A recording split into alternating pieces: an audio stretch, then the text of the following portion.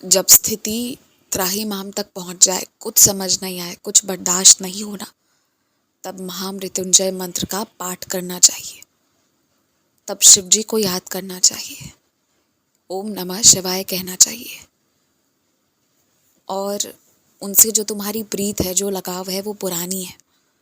पहचान जाओगे धीरे धीरे, वो तुमसे प्रेम करते हैं, इसलिए कई रूप में तुम्हारी कई बार सहायता कर चुके हैं। तुम्हें उनसे मदद मांगना चाहिए और उनके दरबार में ना जाने का ख्याल भी कभी मन में आए तो उसे दूर कर देना चाहिए।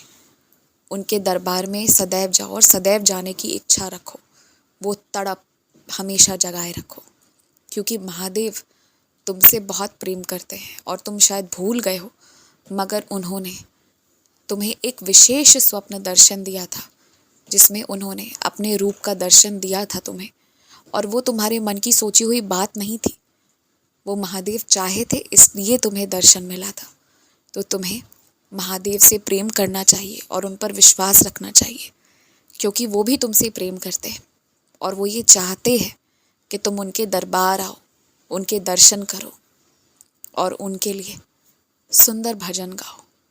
और यकीन मानो, तुम सब कुछ अच्छा हो जाएगा। और आज भी सब कुछ अच्छा है, कुछ भी बुरा नहीं है। बहस से बचना चाहते हो ना, तो प्रेम से बोलो, इधर का गुस्सा उधर मत निकालो, किसी पर मत निकालो। कभी कभी गुस्सा आता है, कभी कभी क्रोध आता है, लेकिन अक्सर वो तब आता है ना, जब जो पहले हो चुका है उसे बार बार चिंतन करते हो। तो यदि नहीं करोगे ना, तो नहीं आएगा।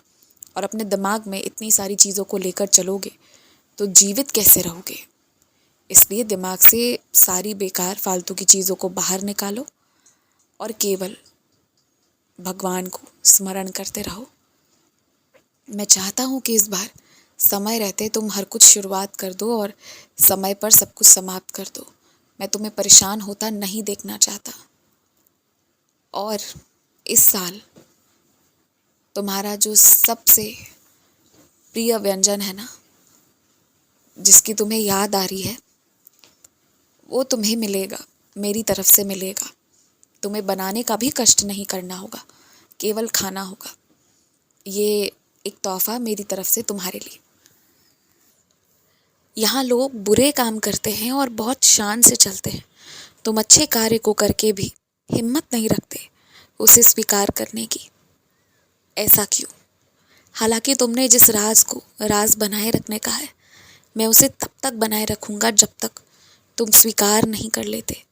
लेकिन जब तुम कुछ गलत नहीं कर रहे हो ना, तो स्वीकार करो। और धार्मिक प्रवृत्ति का होना गलत नहीं होता है। मैंने तुमसे पहले भी कई बार कहा है, श्रीमद् भागवत गीता का पाठ करो।